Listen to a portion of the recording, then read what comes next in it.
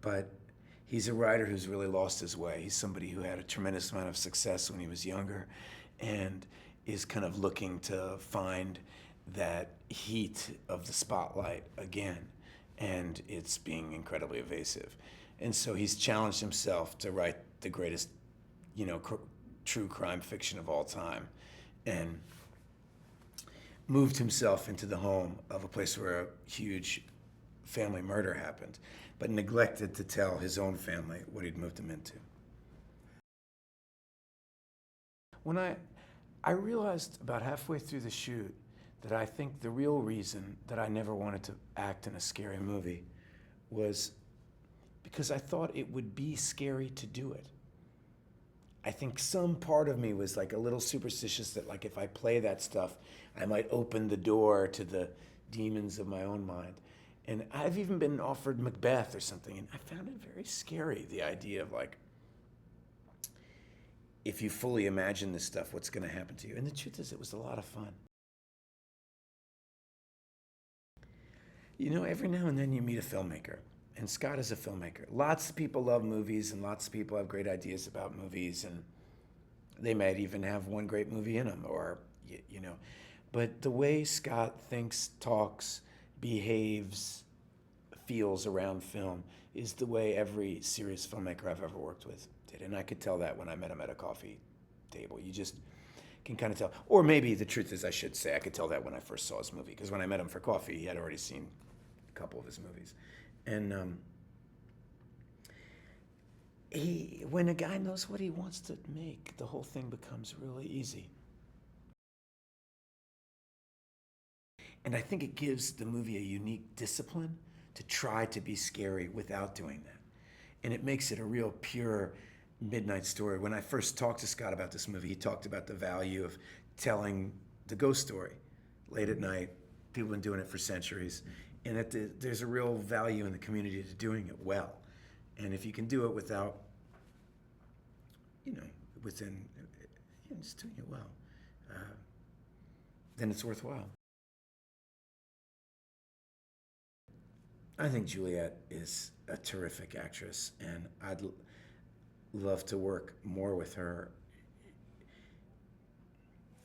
I think it's quite clear that she has a tremendous brain on her, and she has a lot to offer. And I think the movie's really lucky to have her as a presence.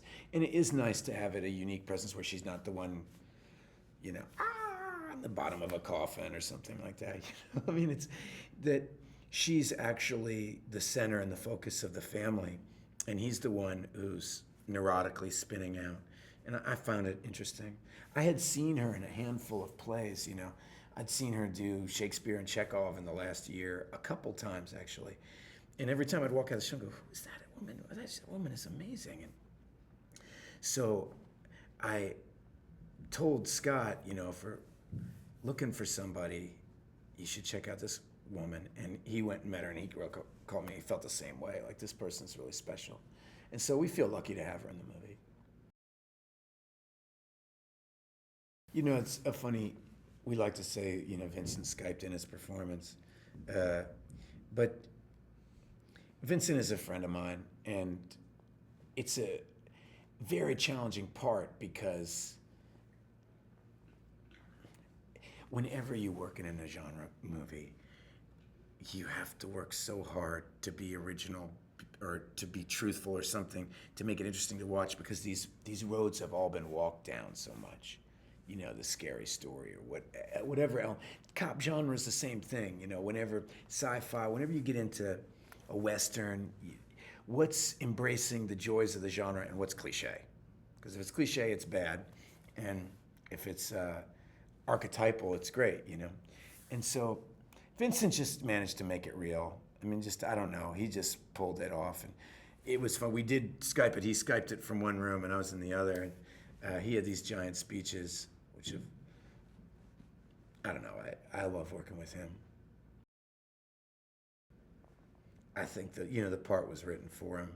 I don't know this.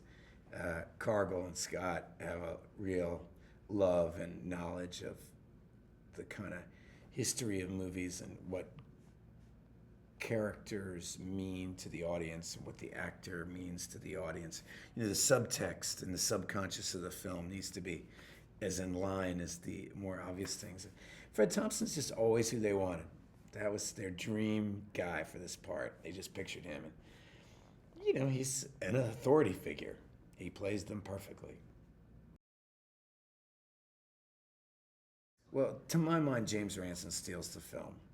And any time I've been in a movie, when it goes well, some people you don't expect have to come through for you. And he managed to create a character that is just really unique. I mean, it feels like a little bit out of a Coen Brothers movie, or he brings a different energy to the film, and it works. And he was wonderful to work with, too. He's a very serious guy about his part, and it was wonderful. I mean, it's basically, if you want to sit around the campfire and get told a really scary story, this is the one to do. I mean, if you want to see one where 90 million people get their heads chopped off, then you should see a different movie. But if you want to get told a scary tale, then this is a very, very good one. I feel really proud of it. I mean, fear is a really interesting emotion. I mean, Scott showed me, he cut together some pieces of footage from The Shining, which was a horror film that I really did like, and he cut together the famous Jack Nicholson, you know, here's Johnny scene without Shelley Duvall's reactions. And it becomes clear that Jack Nicholson isn't scary in the movie. Shelley Duvall makes him scary by her reactions, and how hard fear is to play, and how a lot of times actors love to play tough, or they love to play hurt or vulnerable or angry or bemused, or whatever the emotion is. A lot of those emotions are charming or interesting or human, but fear is very unappealing, and it's a scary emotion to play because I think a lot of actors, it's not one you admire. It's not an emotion that you respect, or you're afraid of it. And watching those Shelley Duvall performances, I really challenged myself to just kind of commit to playing fear and not be vain about it, you know, which I ended up really enjoying. You know, the fun thing about kids is I was a child actor, you know, so I know what it feels like to be a kid on set with your tutor, and they have a sense of play that you really just lose as a grown-up, and you start thinking in a different way. I can really enjoy being on the set with certain kids because it gets at the fundamental of what we're doing, which is just role playing. Okay, I'll be the dad, you be the kid, and okay, you're dead, and I don't know that you're dead. I mean, it's just very simple fun that you can have, and that kids really do have. They enjoy the makeup, they don't mind waiting around 10 hours to do one shot because it's cool to do one shot, and it's a nice attitude to be near.